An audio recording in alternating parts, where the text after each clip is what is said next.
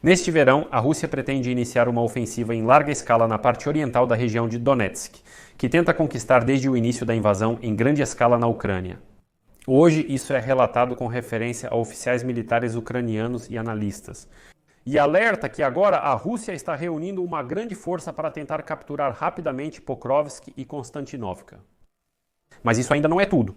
Hoje declarou que os russos avançaram em 3 regiões da Ucrânia, incluindo Donetsk. Mais 2 são Kharkiv e Sumy. Infelizmente, há algum avanço, vamos falar sobre isso também nesta edição. E hoje, Zelensky respondeu a tudo isso anunciando o aumento da produção de armas em resposta aos ataques da Rússia. Elementos-chave: drones de ataque, interceptadores, mísseis de cruzeiro e balística ucraniana. E Zelensky declarou que haverá uma resposta simétrica a todas as ações da Rússia. Olá, meu nome é Alexei Pet e hoje é 27 de maio no calendário. Vamos falar sobre tudo em ordem, mas antes de começarmos, peço que você se inscreva neste canal, deixe um like e escreva um comentário neste episódio. Além disso, inscreva-se no meu canal do Telegram Pet News, o link está na descrição deste vídeo. Lá publicamos notícias em tempo real assim que elas chegam. Então, hoje, escrevem que os alertas sobre uma ofensiva em grande escala por parte da Federação Russa apareceram no momento em que o processo de paz, realizado com a mediação dos Estados Unidos da América, não está trazendo resultados concretos. Moscou rejeitou os apelos de Washington e da Europa por um cessar-fogo imediato e, por isso, agora pretende iniciar uma ofensiva em grande escala na parte oriental da região de Donetsk. Analistas americanos disseram que o ditador russo Vladimir Putin, ao que parece, está confiante em sua vitória. No entanto, eles destacaram que as sanções e as grandes perdas estão retardando significativamente a máquina de guerra russa. É por isso que a ofensiva de verão pode ser sua última chance de alcançar sucesso na linha de frente. Eles acrescentaram que, além da região de Donetsk, os ocupantes russos planejam realizar ataques menores ao longo das regiões de Sumy e Kharkiv. Segundo os analistas, o plano do Kremlin é exercer mais pressão sobre as forças de defesa da Ucrânia. Além disso, há uma declaração de que os russos estão concentrando suas forças na direção de Pokrovsk e Konstantinovka. E os especialistas lembram que há quase um ano os ocupantes tentam sem sucesso capturar essas cidades. Além disso, Konstantinovka ainda não está à beira de uma ocupação total, mas a defesa desta cidade será uma tarefa muito difícil para os militares ucranianos, pois os russos podem atacá-la de 3 direções diferentes. De modo geral, agora os militares ucranianos estão convencidos de que os russos podem se concentrar na região de Donetsk e todo o resto será uma distração e dispersão dos recursos e da atenção ucranianos. Mas o envio de parte das forças para as regiões de Sumy ou Kharkiv não dará aos russos aquele pedaço de território no qual eles estão contando. Mas mesmo assim, as forças de defesa da Ucrânia serão obrigadas a desviar a minha atenção para lá também. Lembraram que o Kremlin precisou de 80 mil soldados para, após um cerco exaustivo, capturar Avdiivka em fevereiro de 2024. Segundo a inteligência militar da Ucrânia, atualmente estão posicionados na fronteira das regiões de Sumy e Kharkiv 125 mil militares russos, o que não é suficiente para capturar 2 centros regionais.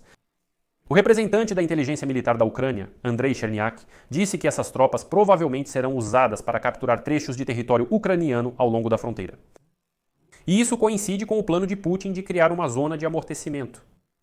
E lembro que antes o Washington Post já havia escrito, citando autoridades americanas e europeias, que a ofensiva de verão seria a última chance da Rússia de alcançar sucesso no campo de batalha.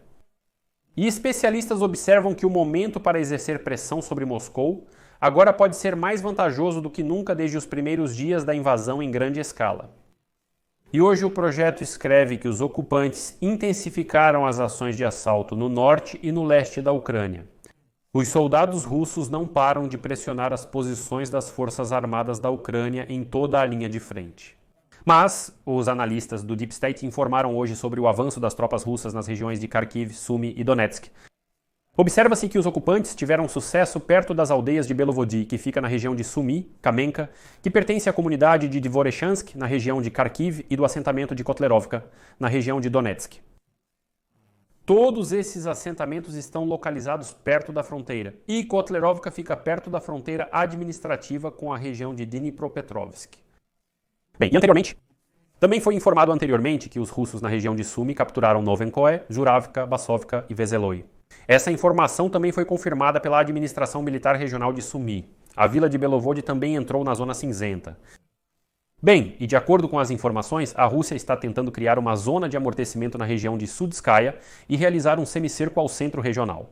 O chefe do Estado-Maior da 13ª Brigada Kharty de Destinação Operacional da Guarda Nacional da Ucrânia observou que a Federação Russa está se preparando para ataques ativos na direção de Kharkiv. Por isso, está acumulando forças vivas perto da fronteira ucraniana. E hoje, aos planos do inimigo, respondeu o presidente ucraniano Volodymyr Zelensky, que declarou após uma reunião com os militares que a Ucrânia deve aumentar sua própria produção de armas. Estão sendo preparados novos acordos com parceiros na Europa para investimentos especificamente na produção ucraniana. A seguir, vou citar Zelensky. O comandante Syrskyi, chefe do Estado-Maior-Geral Anatov, e o ministro da Defesa Umerov também estavam presentes. A questão do planejamento das nossas ações, nossa prontidão para responder aos ataques russos, às suas ameaças, bem como agir de forma preventiva. E isso significa aumentar nossa produção, nossos drones e nossos mísseis. Centenas de empresas ucranianas já estão trazendo resultados para as forças de defesa da Ucrânia. Haverá ainda mais, tenho certeza disso. Agora estamos atraindo ao máximo a força empreendedora para a produção de armas.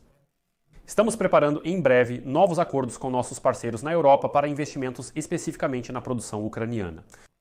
E, antes de tudo, a produção especificamente de elementos não tripulados e de longo alcance, tudo aquilo que permite controlar a situação na linha de frente, preservar a vida dos nossos soldados e agir a uma distância significativa. Bem, em frente. Zelensky acrescentou que não se pode falar publicamente sobre os planos existentes e sobre as nossas capacidades, mas, cito, a perspectiva é clara: responder de forma espelhada a todas as ameaças e desafios russos. Eles lá na Rússia devem sentir claramente as consequências do que fazem contra a Ucrânia. Serão drones de ataque, interceptadores, mísseis de cruzeiro, balística ucraniana. Esses são os elementos-chave. Tudo isso devemos produzir nós mesmos. E sobre isso, sobre se realmente podemos produzir armas e sobre quais exatamente são os acordos com os europeus, fala Zelensky. Aqui vou levantar um pouco o véu do mistério. A questão é que hoje surgiu uma notícia realmente muito importante sobre a qual escrevi hoje no meu canal do Telegram. Bem, aqui vou citar para vocês. A União Europeia apoiou a criação de um fundo de defesa de 150 bilhões de dólares, o que é muito importante, com a participação da Ucrânia. O Conselho da União Europeia aprovou oficialmente a criação de um novo instrumento de defesa destinado ao financiamento de grandes investimentos na indústria de defesa europeia. O fundo vai fortalecer as capacidades de produção e garantir a disponibilidade de armamentos em situações de crise. Para a Ucrânia, o importante aqui é que nosso país está sendo incluído na iniciativa desde o início. Ou seja, as empresas de defesa ucranianas terão acesso ao programa em condições iguais às dos países da União Europeia. As empresas ucranianas poderão participar de compras e fornecimentos conjuntos de produtos. É exatamente sobre isso que já falei várias vezes. A União Europeia, desse orçamento de 150 bilhões de dólares, fará pedidos para as empresas do complexo industrial de defesa da Ucrânia. Nossas empresas vão produzir armas e depois, pelo chamado esquema circular, a maior parte dessas armas será transferida para as forças de defesa da Ucrânia. Se ainda não ficou claro, vou explicar de uma forma mais simples. As empresas europeias não conseguem suprir todas as necessidades da Ucrânia e da Europa, mas elas têm dinheiro. As empresas ucranianas podem produzir mais, mas não têm dinheiro. Ou seja, os europeus têm, nós não temos. Situação inversa, qual que é a saída para isso? A Europa não está transferindo armas físicas para a Ucrânia. A Europa está transferindo dinheiro com o qual nosso complexo industrial de defesa ucraniano pode produzir essas armas para si mesmo. Mas os europeus agem como se estivessem nos entregando isso. Entende? Por causa disso, todos os europeus já estão até prontos para lançar uma produção conjunta, ou seja, nós temos a capacidade. Eles têm, digamos, os projetos e, claro, o dinheiro. No futuro, essas empresas conjuntas na Ucrânia poderão atender o mercado europeu de armas. Como se diz, é uma situação ganha-ganha. Por isso, aqui os russos, claro, estão preparando uma ofensiva, mas a Ucrânia, junto com a Europa, também está se preparando para responder e, o mais importante, tem com o que responder.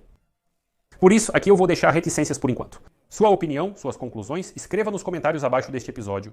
Inscreva-se no canal, ative o sininho e não se esqueça de deixar o like.